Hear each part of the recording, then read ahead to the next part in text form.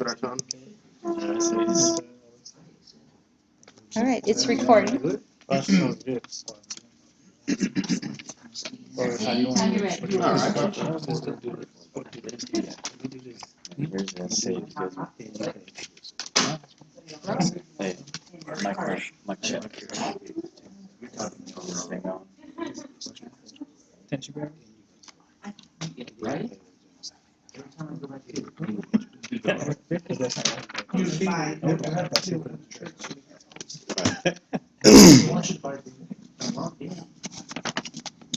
Where's the button to go to?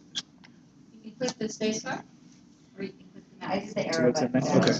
I was just wondering because usually they have the other thing. I know, you got two computers. Hope they don't. All right. Adolescents travel through a series of stages as they hope to reach their final destination, which is developing good writing skills. In order to progress through these stages effectively, adolescents require motivation as well as assistance from the teachers and parents. Each child is different, and therefore he or she will progress through these stages at their own pace. This presentation will describe each developmental stages of writing that adolescents go through in order to develop good writing skills. All right. Good evening, class. We are in Team B. So Hannah, David, Dan, Maurice, and I'm Nick. We're going to be talking about writing development in adolescence.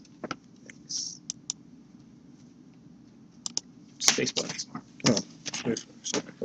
There we go. Our agenda, talk about first, stop the intro. Writing development stages. Completely, we'll move on to questions. Hopefully you guys have questions.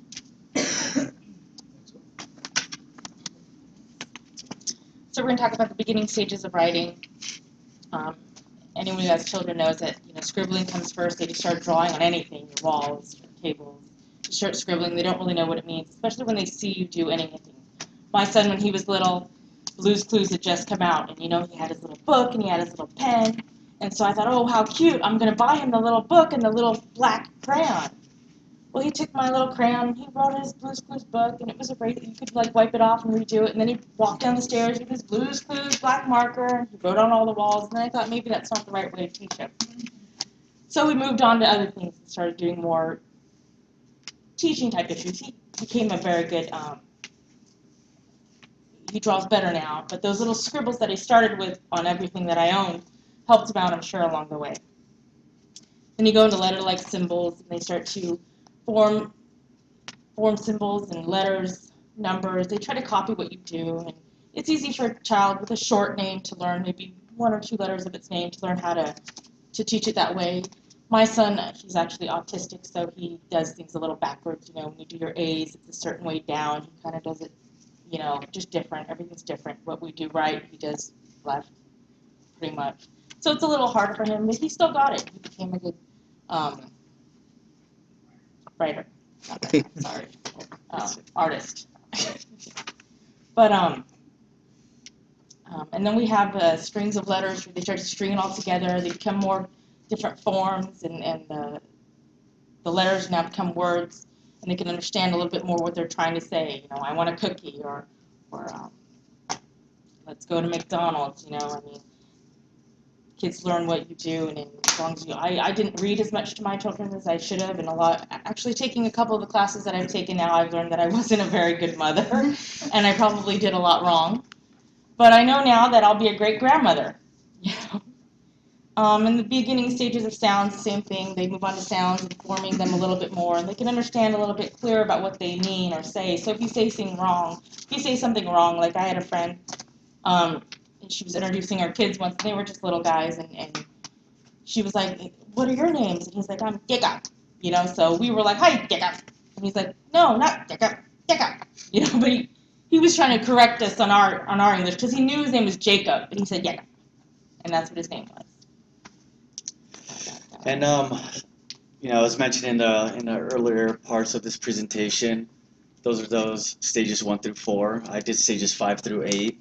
And in stage 5, consonants represents words.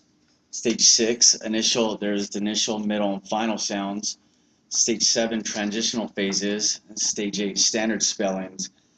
In Richard Gentry's work, they illustrate key points such as consonants representing words, standard spellings.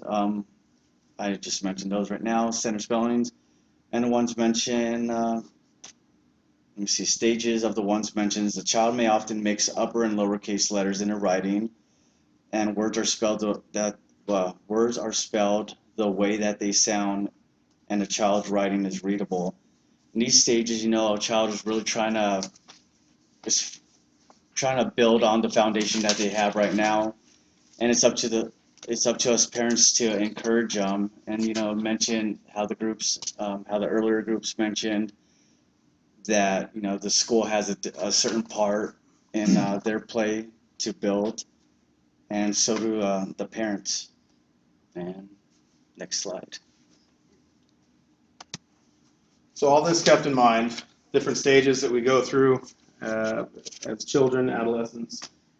I think one of the most important things I took away from the different stages is understanding you need to be able to transition through them and your expectations to have with them. I have 3 children, and one of the things I did with having my daughter be the oldest, my son was next in line, my expectations were kind of the same. There's only 15 months separating. And so I noticed that I was trying to gear my son up because I was the younger child and I learned a lot off my older brother. But my son's a little bit slower in his development with reading and writing. And so my expectations are way too high set for him. And now that we've kind of geared back and I've allowed him to make his errors and his imperfections on his writing, but kind of praising him for what he is doing, but yet also showing him what we can do better, he's growing a lot faster with that. I was actually concerned a few months ago, but he's now doing very well. So make sure that as you have a child, or if you're going to be mentoring a child or anything like that, you know what stage they're at and what stage they're at personally, not just age-wise, but to make sure that you're gearing your expectations towards that. Don't rush it. As said earlier in the slide, all children are different. Make sure that you're not trying to hit that mark that, okay, you're going to be 7 next year. We've got to make sure that you know all this. Not necessarily. We don't get it all. We've got to have our patience with all the children. With that, Kind of something else to yes. touch on for remember to perfection. Something that I noticed with he's not my stepson, but I call him my son, is that he's in 1st grade, and I noticed a lot that he may be dyslexic. So you have to kind of pay attention to those little errors and make sure that you note them and bring it to their attention. But like how he said, you can't be harsh about it. Let them know that maybe they made a mistake and to try it again and show them how to do it the right way. But don't rush it, because if you try to rush it, I've seen it, they get so discouraged so quickly and just block everything out, especially when it comes to things like spelling, and they're just learning them in first grade, kindergarten, even 2nd grade. Yeah. So that's it. And is there any questions? Good. You might have more questions if Karen is here. Well, I was just gonna say, how old is your stepson? He is 7. 7. I was gonna say, my son's turning 7, and I know a lot of the teachers say that P's and D's are backwards, and that's a common, my daughter had that same issue. There's certain letters that they transpose backwards. His are the same, but he also does S's backwards, and he does N's backwards as well. My son, yeah, I think it's a matter of Yeah, practice, yeah. But he speaks that way too. Oh, he He has does. a habit of speaking, I was just of curious. spelling. No, that's fine. Of spelling the way he speaks.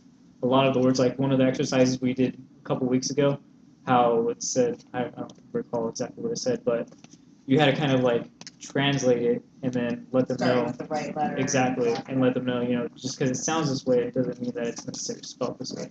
You have to lead them in the right direction. This is the way it's supposed to be spelled. Just because it sounds like that doesn't necessarily mean that that's the way to spell it. You guys are doing a little studying, so you probably noticed that some of it has to do with your body movements and kinesthetics. And so your stepson might profit by using his hands to determine what Yeah. side the bubble goes on. Well, I think that's how he is, because that's how my 2 youngest, my younger sons are. They're kinesthetics, I'm kinesthetic. So I've started to kind of bring that over to my stepson and having him more learning by doing. And even for me, it's much easier that way, because I'm more hands-on for anything. So. That's gonna help. Sometimes we make assumptions about dyslexia just because they're in the early stages, but anyway. Yeah, well, it runs in the family. Thank so. you. Very nice. Well done. Nice to get that over with. If that's your first presentation in this class, it was challenging to do it for the first time on the last